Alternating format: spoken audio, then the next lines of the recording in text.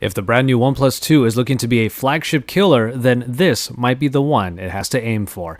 Hey, it's Joshua Vergara from Android Authority. What's going on, everybody? And this is the OnePlus 2 versus the Samsung Galaxy S6 in this quick look. The big change noticeable right away is up front with a new home button that is not really a button that you can really press down, but more of a capacitive area for a home key. But it also houses a fingerprint sensor that is looking for fingerprints even when the phone is off on its screen. And from there is also the alert slider on the left side, which moves the power button and the volume rockers over to the right side altogether. The alert slider is like a notification toggle in which you can change how you get your notifications, whether all, none, or just the priority ones. But on the other hand is the Samsung Galaxy S6 that saw a dramatic departure from the norm in build quality, this time moving to metal and glass unibody constructions. This move wasn't without its compromises, however, with the replaceable battery and expandable storage becoming omissions. Nonetheless, it was a much needed shift and something that pretty much everybody tends to appreciate. There's no mistaking the S6 for any other Samsung device, though, with its signature physical home button flanked by recent apps keys and back keys as well, still present along with the standard button layout of the power button and volume rocker to the right and left, respectively. In the case of the Samsung Galaxy S6 Edge, you do have the curves on the right and left of the screen, helping with handling but not really providing too much else when it comes to features. The OnePlus 2 is obviously the bigger of the two devices with a 5.5-inch screen, and such points for handling and experience in handling have to be given to the sleeker and smaller Samsung flagship. Now, as we already mentioned, the OnePlus 2 keeps the same 5.5-inch size as its predecessor in its screen, as well as the same Full HD resolution, which is kind of disappointing for those who wanted or expected Quad HD, which you do get in the Samsung Galaxy S6 and Edge despite its smaller size.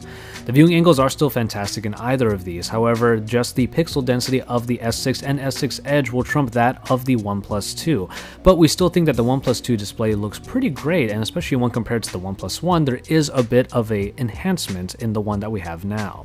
The Super AMOLED display, however, on Samsung's cam does bring some pretty great colors and high saturation, a little bit of sensory overload, so if that is a little bit too much for you, the OnePlus 2 might be the choice for you in this case.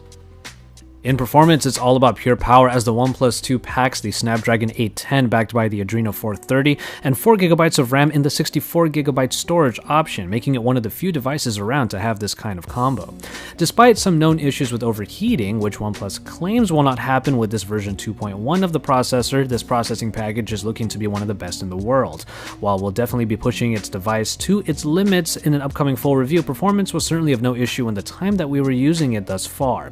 But on the other hand, the powerhouse that is the Exynos 7420 is backed by 3GB of RAM in the Samsung Galaxy S6 and Edge. Samsung decided to give the Snapdragons of the world a bit of a skip in its step with its in-house processor, which so far has been a pretty fantastic move.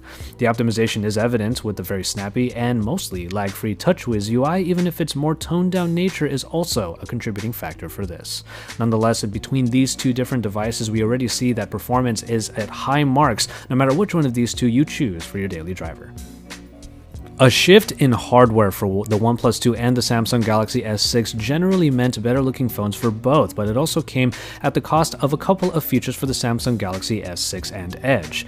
In the case of the Samsung phones, there was the loss of removable battery and expandable storage, both issues that have been addressed in the OnePlus 2 for the most part. While the OnePlus 2 does not have expandable storage, it has an option of 64GB that should be enough for the common user, and its bigger 3300 mAh battery might be able to last the full day, especially considering its Full HD display. Both devices do feature fingerprint scanners and readers rather in a similar implementation and position, with it integrated into the home buttons up front. The S6 fingerprint reader is actually quite accurate, and that happens to be the case in the OnePlus 2 as well, but we do give the OnePlus 2 a bit of an edge because you are able to just put your finger down on a turned off screen in order for it to trigger as well. Now, one of the big changes in terms of hardware for the OnePlus 2 is the shift to USB Type-C, making it the first Android smartphone to feature one. Another welcome addition is the alert slider, as we mentioned already. It is a reversible plug on both sides of the cord, and the actual cable itself will be made available at cost, so it will be one of the cheapest ways for everyone to adopt what might be the new standard of connections for Android smartphones. Now when it comes to the cameras, the Galaxy S6 might just be the king of the Android space when it comes to its picture quality, boasting a 16 megapixel rear-facing camera with smart optical image stabilization and a 5 megapixel front-facing camera. Samsung has a handful of nice camera features, and you are able to launch the app from the home button, just pressing it twice, so it'll load up in under a second. Now, one slightly disappointing aspect of the OnePlus One was its camera performance, but the OnePlus is looking to really change all that with the 2. While featuring a similar 13 megapixel shooter as its predecessor, it now features f2.0 aperture with OIS and a laser-guided autofocus system, which should make a bit of a difference as far as image quality, but also in terms of experience. The laser autofocus allows for touch-free focusing, and the optical image stabilization will help with some low-light performance as well. 4K video shooting is also available in the video format, and also capturing images in RAW format is available as well. Of course, it's really too soon to tell which of these two cameras will be better, but we will say that the OnePlus 2 is performing a little bit better than we expected, but we're not sure if it's going to live up to the standard of the S6 until we get our hands on a review unit and put it through its paces. And finally, in software, the OnePlus 2 is running Oxygen OS, born of the ashes from the relationship that went sour from OnePlus and CyanogenMod. Oxygen OS, otherwise, is now version 2.0. Based on 5.1.1 Lollipop that brings a lot of the stock Android and material design elements to its version of Android. It's packed to the gills with a slew of features though, including off-screen gestures and the ability to change the button layout to soft keys if you so choose to, features that were available in the OnePlus One from the get-go. And now even a dark UI mode is available for better nighttime viewing, and then there is of course the shelf, which is a new type of way of looking at your frequently used apps and frequently contacted people. The Galaxy S6 on the other hand is running Android Lollipop and TouchWiz, and TouchWiz looks just about the same on the Galaxy S6 as we've seen in the past, but the main change is that it has been toned down. A lot of the features that might have been in your face throughout the usage of the OS have now been put aside, or at least hidden, to the point where the operating system feels a lot faster than it did before. It does provide a lot more customization with a theme engine and also a lot more features on top of the Android shell underneath, but the Oxygen OS just sort of gets a little bit of a detraction here because it is just about as stock as Android can get, and by feeling just a little bit too vanilla, it doesn't feel like it's really differentiating itself from the rest of the Androids in the pack. We still won't really go as far as to say that either device really overtakes the other in terms of specifications and raw features, but what gives the OnePlus 2 a huge leg up is its price. With a price point less than half of what the Galaxy S6 would set you back, it is fantastic to think that a device like the OnePlus 2 even exists.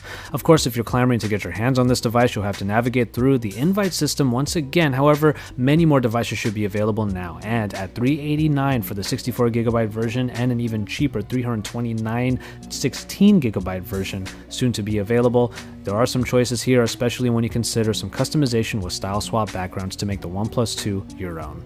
Stay tuned for even more about the OnePlus 2 here at Android Authority, especially when we get our full review unit and put these two devices through their real paces with everything from versus videos to camera shootouts, because we are your source for all things Android.